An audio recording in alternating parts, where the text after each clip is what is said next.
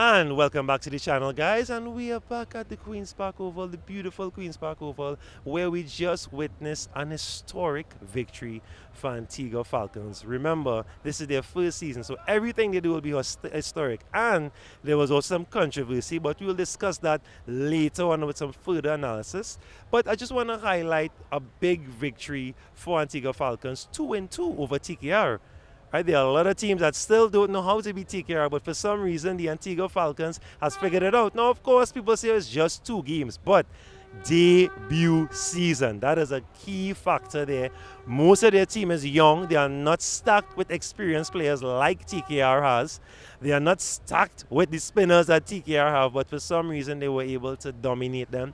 And the approach was beautiful. There was patient batting. We saw Justin Greaves again with a top score. Wasim contributing nice, controlled innings. And we saw a very, what can I say, a very interesting form of strategy from Green. I must say Green is coming into his own as a captain, where he retired Greaves because 19 runs to go. You need some hitting. You need some power hitting.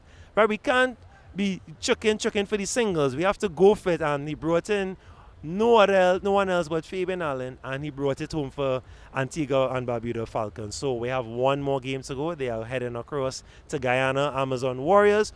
Hopefully they can win. Now, yes, if they win, they will be in with a very slight chance, but that will require a huge capitulation from TKR and Guyana Amazon Warriors, which I cannot foresee. But it'll be great for them to end on a high. The debut season, they defeated the TKR 5-time champions twice, and defeating the defending champions once will be a great way to end the season. So can't wait to bring that to you. Of course, when that comes live, we will try to do some reaction on that.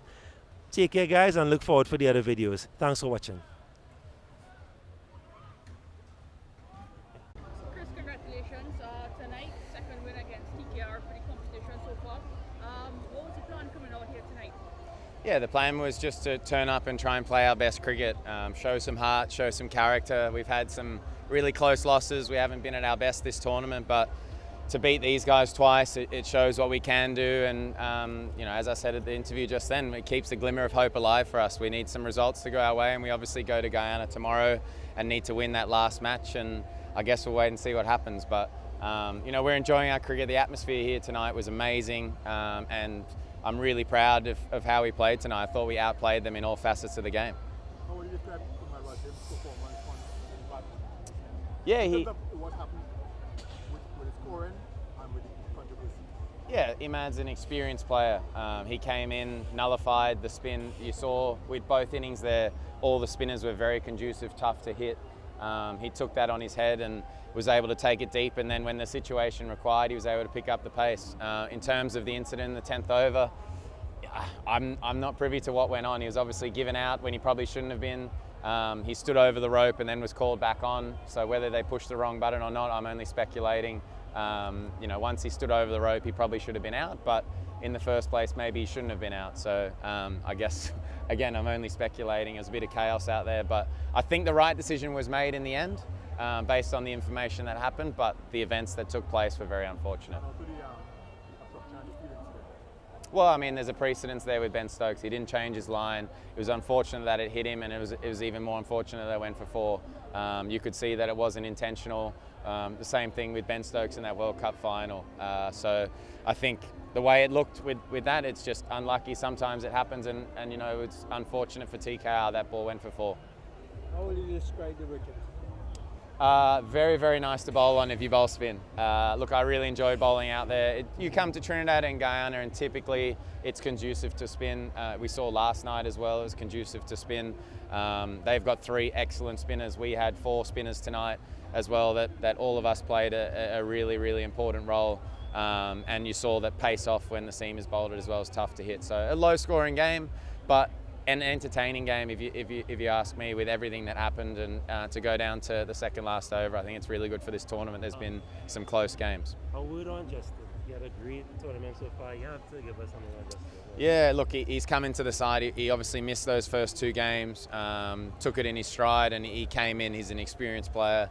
He's beautiful to watch on the eye, and He's been a key to our success in the power play, the way he bats through. And again, it's like I just said, he nullified the spinners tonight. The way he played them with Hassan Khan, that partnership killed the game off for us. The threat of Narayan, Akil Hussain and Waqar Salam Keel, all teams are struggling against them, and that partnership got us ahead of the game, allowing the run rate to remain manageable at all times. So yeah, fantastic innings, and I think he thoroughly deserves man of the match. And Joshua James came in for his first match tonight. Only bowled one over, got the wicket. What do you make of him? Huge wicket, really, really good guy.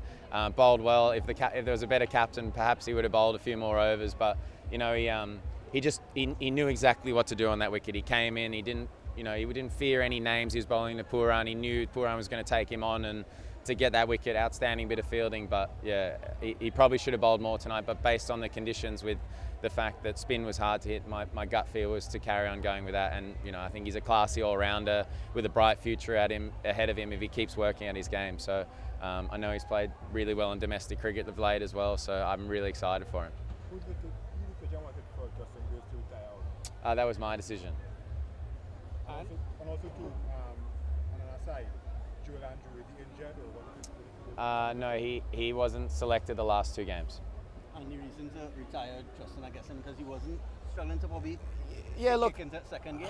No, it was nothing against Justin. The decision and the conversations that I had on the sidelines with senior players and the staff was, there was a very unlikely chance. Well, all the spin had bowled out. As I said, he'd done a fantastic job in nullifying the threat of the spin, getting us to that position. And you've got, fortunately for me, I've got Fabian Allen up the sleeve, who's one of the best finishers in world cricket, and the rate was 19 off 12. So for him to go in those conditions where it's bread and butter for him, that's where he excels. And Imad did most of the work, but he was there and posed a threat for the opposition. So that was the thinking behind it. It was nothing against Justin. I thought he was a classy innings, and that, as I said, he got man of the match for a reason. It was just a strategic decision that we thought for 19 off 12 that would get us over the line, and it worked well in our favour tonight. We see it happening all around the world.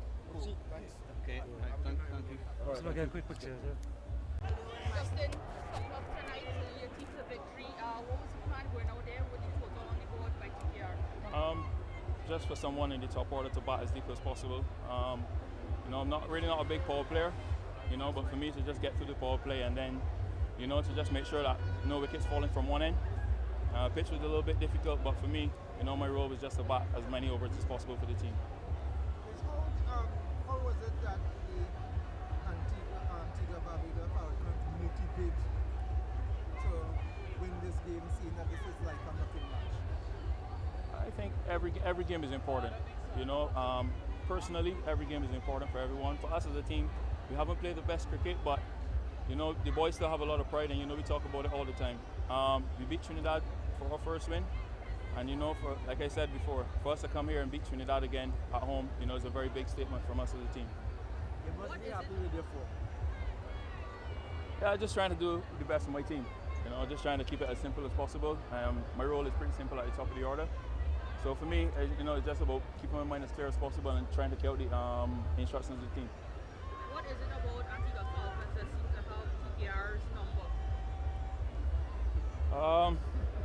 No, I wouldn't say have the number, but it's a big team. TKR is a big team in CPL, and like I said, we pride ourselves. We pretty much had nothing to lose in this game, and to just go out there and express ourselves like we did tonight, probably one of our most complete games. So just happy with the win. Any pressure coming to the game, seeing how TKR performed against Ghana last night? No pressure at all on us. Absolutely no pressure. I guess the way how we've been playing, a lot of people are probably saying that we just walk over. We just turn up and just play dead. But it's a lot of pride in the team. A lot of senior players just continue to say, just keep believing. It's just one performance around the corner for anyone. So for us tonight, to beat TKR again is a very big thing. You batted throughout most of the innings, even through the little stoppage, the controversy with the Imad wasn't, in the end, not dismissal. How were you able to keep focus throughout all that and continue your innings? I think that's something for the umpires to do with. Imad was just keep a clear mind. It has nothing to do with us. If they made a mistake or not, again, it's nothing to do with us. It's just about getting the total at the end of the day. What was the reason behind The reason behind the retiring? Team decision. And you know, we won the game, so I have absolutely no issue with that. How comfortable are you in your cricket now? Seeing the seasons you've had in regional competition and now CPL? Guess a lot more relaxed. Starting to understand my game a lot more as I got older. You know, playing a bit more cricket. Moving out to Barbados, playing for the Windwards, playing for the Leewards now. You know, it's helped me learn a lot more responsibility as well. So for me, it's just, you know, just about enjoying my cricket now and just helping some youngsters along the way. So, you know, that comes with responsibility. So, you know, just trying to keep it simple for them and just try and keep going myself. Thanks, Justin.